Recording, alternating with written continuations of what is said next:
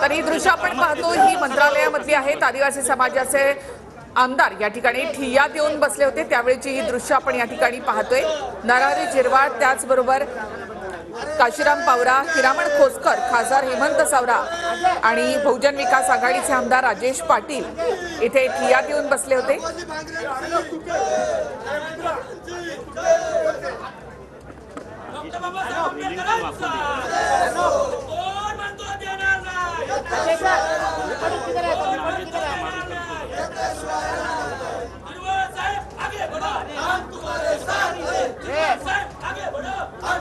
विनायक दावरुंग आमचे प्रतिनिधी आमच्या सोबत आहेत। विनायक, आपण पाहतोय आता ठिय्या आंदोलन सुरू झालेले आहे। रुसाली, आपण जर पाहिलं तर हे सगळे आदिवासी आमदार आणि खासदार आहेत ज्यांनी या जाळ्यांवरती उडी जी आहे ती मंत्रालयातल्या मारली होती। त्यांचं म्हणणं हेच आहे की मुख्यमंत्री गेल्या काही दिवसापासून आमचं म्हणणं जे आहे ते ऐकून घेत नाहीत। कुठतरी एका बाजूने निर्णय घेण्याच्या प्रयत्नात सरकार आहे, धनगरांना आदिवासीमध्ये आणण्याचा प्रयत्न सरकार करतंय। त्याचप्रमाणे पेसा अंतर्गत जी भरती आहे ती त्याबाबत सरकार जो आहे तो निर्णय घेत नाही। गेल्या काही दिवसापासून हे सगळे शिष्टमंडळ जे आहे ते मुख्यमंत्र्यांची भेट घेण्याचा प्रयत्न करतात। वर्षा निवासी सुद्धा काही दिवसापूर्वी ते गेले होते।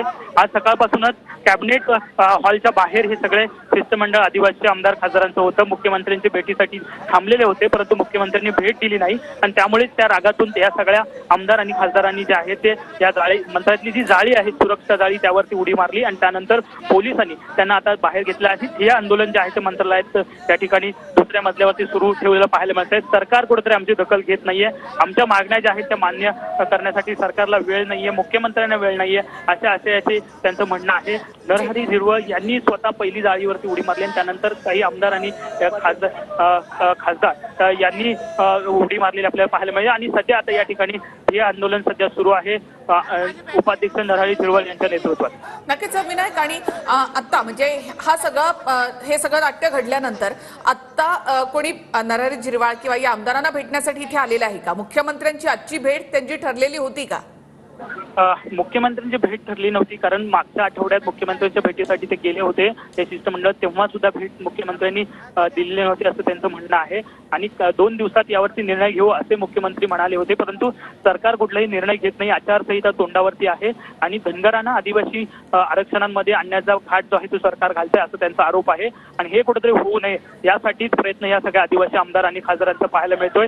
पेशा अंतर्गत भरती जी आहे ते मुलांची भरती जी आहे ती रखडलेली आहे। आचारसंहिता लागली तर हे सगळं जे आहे ते थांबणार आहे, त्यामुळे लवकरच आहेत त्यांची संपूर्ण ही बैठक होणार आहे। या बैठकीमधनं काय नेमकं होणार? नाही, मला वाटतं देशभरामध्ये असे 4 संमेलन राहुलजींच्या माध्यमातून झालेले आहेत आणि 5वं संमेलन राजश्री शाहू महाराजांच्या भूमीमध्ये होते, याचा आनंद आहे आम्हाला आणि म्हणून